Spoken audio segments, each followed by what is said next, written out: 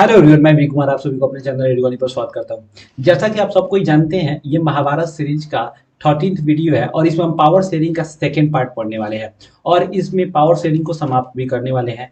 ठीक है ना। तो आज जो इसके पहले वाले वीडियो में हम लोग पावर शेयरिंग में देखे थे कि दो कंट्री के स्टोरीज को शेयर किया गया था, तो उसके बेस पर जो क्वेश्चंस बन रहे थे उसको हम लोग देखे हुए थे, किस तरह क्वेश्चंस बन सकते हैं और एग्जाम में आने वाले कुछ उसके बेस पर क्वेश्चंस भी देखे हुए थे। ठीक है ना। यहाँ पर अब हम लोग जो इस सेकंड वीडियो है इसमें पावर शेयरिंग के बारे में पढ़ेंगे। पावर शेयरिंग इसके पीछे वाले वीडियो में नॉर्मली बता दिए थे, फिर हम आज पावर शेयरिंग पे स्पेशली चर्चा करेंगे। देखिए, power sharing, power is nothing but it's a special right. बात समझिए कि नहीं, पावर क्या है? एक स्पेशल राइट है जो किसी व्यक्ति को, इंस्टीट्यूशंस को क्या है, प्रोवाइड किया जाता है।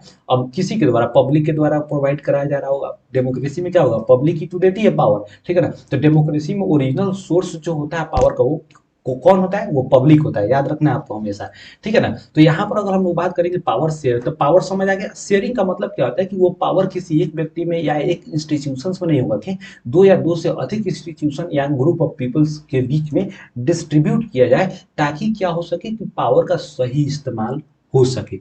अब सारा का सारा धन अगर एक व्यक्ति का या फिर किसी पूरे के पूरी एरिया का मालिक अगर एक व्यक्ति को बना दिया जाए, तो वहां पर क्या हो जाएगा, वो बॉसगिरी करने लगेगा। बस समझे कि नहीं, वहां दादागिरी शुरू हो जाएगा। तो यहाँ पर वही, यहाँ डिक्टेटरशिप शुरू हो जाता है। तो कहने का मतलब ये है कि पावर को शेयर करने से पावर, तो political stability, administrative systems, society मतलब सोशल ग्रुप के बीच जो कन्फ्लिक्ट होगा वो कम होगा। एक तरह से लोगों के बीच हार्मोनी बना रहेगा, सभी लोगों का डेवलपमेंट होगा। तो पावर शेयरिंग बहुत ही जरूरी चीज है, सही ढंग से पॉलिटिकल स्टेबिलिटी के लिए, सही ढंग से एडमिनिस्ट्रेटिव सिस्टम को रन करने के लिए। बात समझ आया? तो ये पावर शेयरिंग। अब क्या होता है कि पावर शेयरिंग कैसे किया जा सकता है? देखिए, पावर शेयरिंग करने का अलग अलग तरीका, अलग अलग वे है। जैसे हम बात करेंगे vertical power sharing, vertical power sharing जैसे कि central government, state government, local government. ठीक है ना। उसके बाद आता है हॉरिजॉन्टल पावर शेयरिंग। हॉरिजॉन्टल का मतलब क्या होता है? एक तरह से पार्लेल। पार्लेल का मतलब ये होगा किसी एक जगह पे, जैसे मान लीजिए पावर को, जैसे हम लोग बात करेंगे हॉरिजॉन्टल में ऑर्गन्स ऑफ गवर्नमेंट के बीच में, ऑर्गन्स ऑफ गवर्नमेंट जैसे लेजिस्लेचर, एग्जीक्यूटिव, जुडिशियरी, ये तीनों के बीच में पावर को क्या कर दिया गया, डिस्ट्रीब्यूट कर दिया गया। ताकि एक कोई पावर, एक किसी एक के पास पावर होगा तो वो जैसे मन करेगा वैसे करना शुरू कर देगा, इसका गलत उपयोग करना शुरू कर देगा। इसलिए इसमें पावर को शेयर कर दिया गया कि कोई पावर बनाएगा उसको लागू करेगा, कोई उसके बेस पर क्या करेगा, अधिकार मतलब किसी बेस को जस्टिफिकेशन करेगा।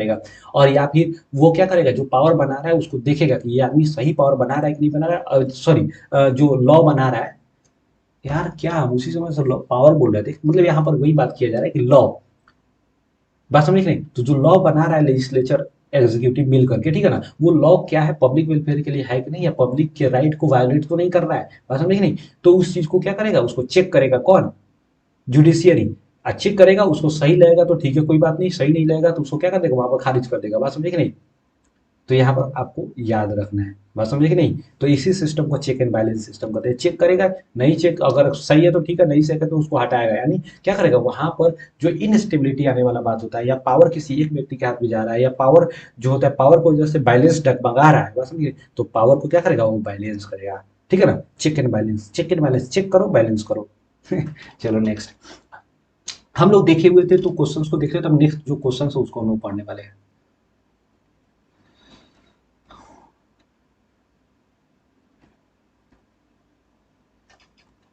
देखिए, तो हम लोग क्या इसके पीछे वाले वीडियो में यहाँ तक हम लोग देख चुके थे। अब नेक्स्ट वीडियो, जो नेक्स्ट क्वेश्चन है यहाँ से हम लोग शुरू करने वाले हैं। देखिए, कह रहा है क्या, power sharing is better because, power sharing जो है ये क्यों अच्छा है, क्यों हम पावर शेयरिंग को अच्छा मानेंगे।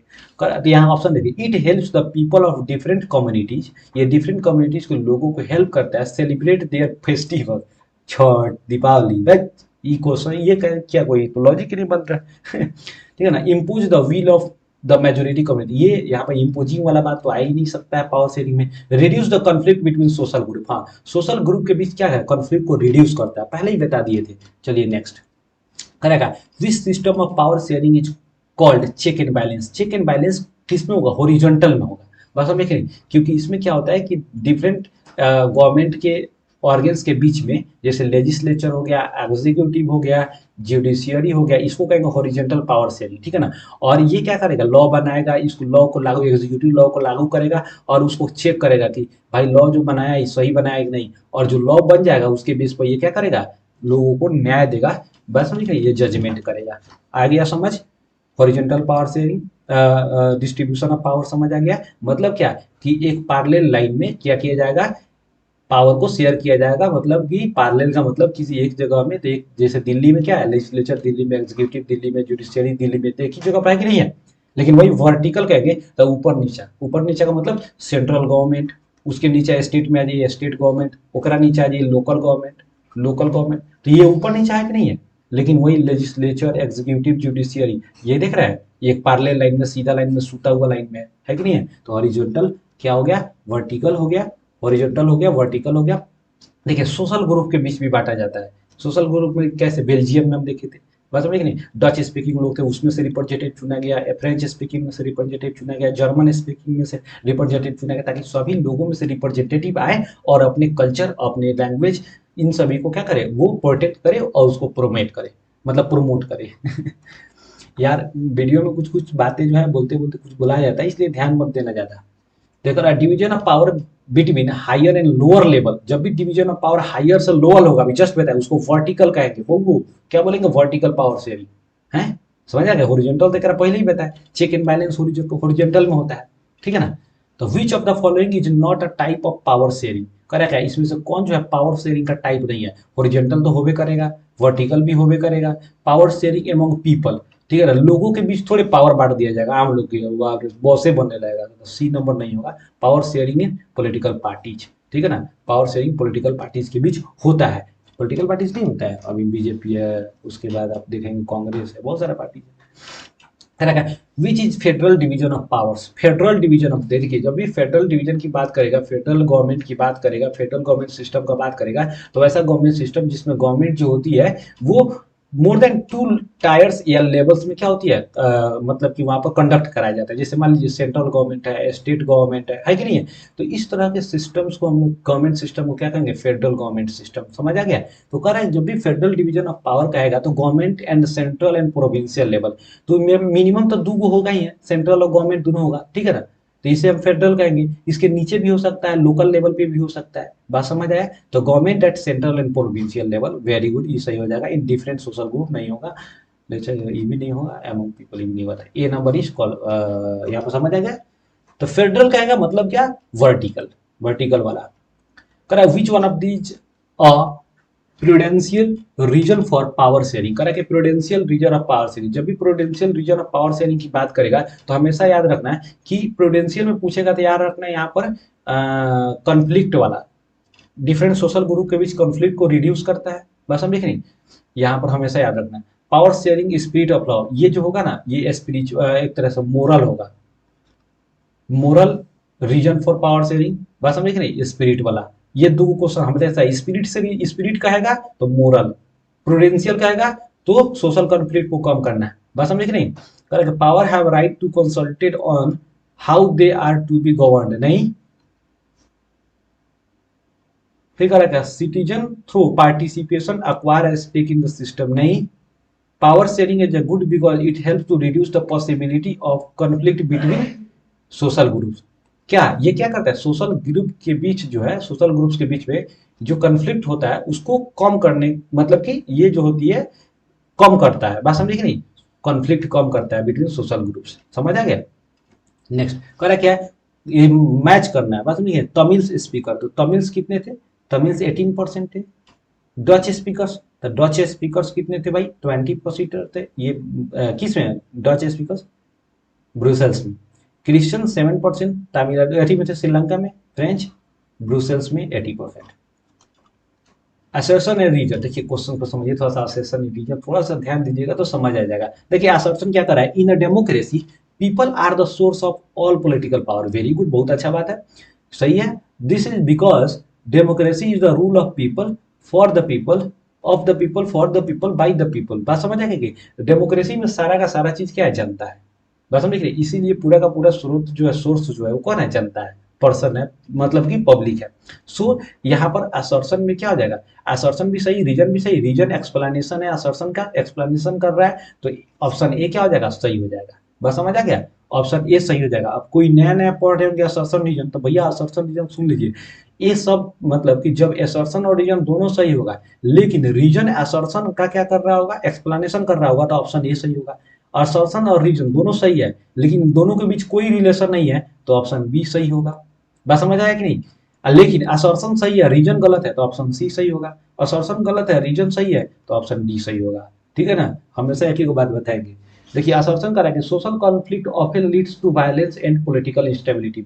सही बात है, सोसाइटी में जो कॉन्फ्लिक्ट होगा इससे क्या होता है, वायलेंस उत्पन्न होता है और पॉलिटिकल इंस्टेबिलिटी होती है। Reason it brings disharmony. सही बात है, ये डिसहार्मोनी, हार्मोनी, हार्मोनी का मतलब होता है मेल मिलाप। तो जब कॉन्फ्लिक्ट होगा, झगड़ा होगा, तो उसमें मेल मिलाप होगा among the social groups and destroy the peace of the region. उस रीजन का शांति उनती सब भंग हो जाता है। सो ये क्या कर रहा है, असर्शन भी सही है, रीजन भी सही है, लेकिन रीजन इतना एक्सप्लेनेशन कर रहा है, इसलिए option A is correct. assertion में देखिए, imposing the will of the majority community over others undermines the unity of nation। सही बात कर रहा है, imposing the will of the majority. जब किसी मेजोरिटी के विल को, जब कोई मेजोरिटी कुछ चाहता है या उसके एक तरह की बातों को किसी और पे, उसके डिमांड को किसी और पे क्या कीजिएगा, ला दिएगा। इससे क्या होगा कि देश की यूनिटी क्या होती है, कमजोर पड़ती है। बात समझ रही, नेशन की, किसी देश की यूनिटी क्या होगी, कमजोर पड़ेगी, क्योंकि वो लोगों को बुरा लगेगा, वहां पर कॉन्फ्लिक्ट क्रिएट होगा। बात समझ आते, it divide the majority community itself. ये क्या करता है कि देश में एक तरह की आइसोलेशन की भावना पैदा कर देता है, मेजोरिटी अलग हो जाता है, उस उन लोगों के बीच जो है डिवाइडेशन हो जाता है। बात समझे कि नहीं? तो ये दोनों तो सही है, रीजन भी सही है, असर्शन भी सही है, लेकिन ये क्या कर रहा है, इसका एक्सप्लेनेशन नहीं कर रहा है। इट डिवाइड द मेजोरिटी, ये अलग बात कर रहा है, इसका एक अलग अपना कंसेप्ट है। बात समझ आ रहा है? तो सो यहाँ ऑप्शन क्या हो जाएगा, बी। बी यहाँ पर सही हो जाएगा। Next, assertion power should not reside with one person and group located at one place in a democracy। Power should not, ऐसा नहीं है। देखिए अब कह रहा है कि पावर जो है एक जगह नहीं रहना चाहिए, डेमोक्रेसी के अंदर में किसी एक पर्सन के पास नहीं रहना चाहिए, ऐसा नहीं है। ठीक है ना, ये गलत है, असर्शन नहीं है। पावर जब एक जगह नहीं थी, मतलब स्टेबिलिटी आएगा, नहीं आएगा ना। If the dispersed it will not be possible to take decision quickly and enforce it। if the dispersed it will not be possible to take। देखिए कर है क्या, अगर पावर जो होगा ये अलग अलग जाता रहेगा, किसी दूसरे के हाथ में रहेगा, या फिर बहुत अलग अलग ज्यादा लोगों के ग्रुप में होगा, बात समझ नहीं, उस समय क्या होगा, पावर जो होगा, मतलब कि उस समय कोई भी तरह के डिसीजन, किसी भी तरह के पॉलिसी को इन्फोर्स करने में जो होगा टाइम ज्यादा लगेगा। बात समझे कि नहीं? वो अगर चाहेंगे कि क्विकली हो जाए तो संभव नहीं है। तो ये बात, रीजन क्या है, सही है, लेकिन असर्शन गलत है। तो ऑप्शन क्या हो जाएगा यहाँ पर, डी, क्योंकि असर्शन गलत है, रीजन सही है। बात समझ आया? करेक्ट है। Sinhala was recognised as only official language of Sri Lanka. सही बात है, जो 1956 में जो था ना, शीला को रिकॉग्नाइज कर दिया गया ऑफिशियल लैंग्वेज के रूप में। कहाँ पे? इंडिया, श्रीलंका में। ठीक है ना? इंडिया में से ऑफिशियल लैंग्वेज कौन है? ऑफिशियल लैंग्वेज हिंदी और इंग्लिश है, बात समझ नहीं। लेकिन नेशनल लैंग्वेज की बात किया जाएगा तो वहां पर हिंदी है। इंडिया में कितने लैंग्वेज को अगर पूछा जाएगा कि संविधान में, हमारे कॉन्स्टिट्यूशन में वहां पे इंप्लीमेंट किया गया है, मतलब कि रखा गया हुआ है, तो 22 लैंग्वेज को। ठीक है ना? करेक्ट है। रीजन तो ये सही है, assertion. The government of Sri Lanka wanted to establish dominance of Tamil community. नहीं, ये तमिल कम्युनिटी का डोमिनेंस थोड़े कर रहा था, वो तो सिंहला कम्युनिटी का, सिंहला कम्युनिटी का जो है डोमिनेंस को क्या कर रहा था, वहां पर एस्टेब्लिश करने का चाह रहा था। इसीलिए ना, जो आपको याद रखिएगा, हमेशा पूछेगा कि श्रीलंका जो है किस बेस पे गवर्नमेंट बनाया हुआ, तो मेजोरिटेरियनिज्म के बेस पे। बात समझ कि नहीं? अब वही पूछेगा बेल्जियम में, बेल्जियम में किस तरह का था एकोमोडेशन, एकोमोडेशन के बेस पे। बात समझ आ गया ना? याद रखना है, ये मेजोरिटी को क्या किया गया, ये श्रीलंका में क्या किया, मेजोरिटी में जो मेजोरिटी पर्सन वाले लोग थे, उनको क्या किया, गवर्नमेंट में रखा, उनको प्रोमोट किया। लेकिन बेल्जियम में क्या किया, सभी को देख करके, सभी को साथ में हारमोनी के साथ वो गवर्नमेंट में सभी लोगों को बराबर बराबर हक दिया, राइट दिया। बात समझ आया? तो देखिए ये क्या होगा, तमिल कम्युनिटी, ये गलत हो जाएगा। तो रीजन गलत है, असर्शन सही है, तो ऑप्शन क्या हो जाएगा यहाँ पर, सी सही हो जाएगा।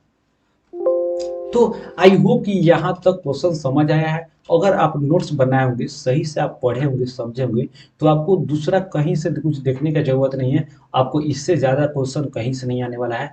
इसको आप रिवीजन कीजिए एक दो बार, और बेफिक्र होकर एग्जाम में जाइए, गारंटी आपको क्वेश्चन पूरा का पूरा बन जाएगा। तो आज के लिए बस इतना ही। जय हिंद।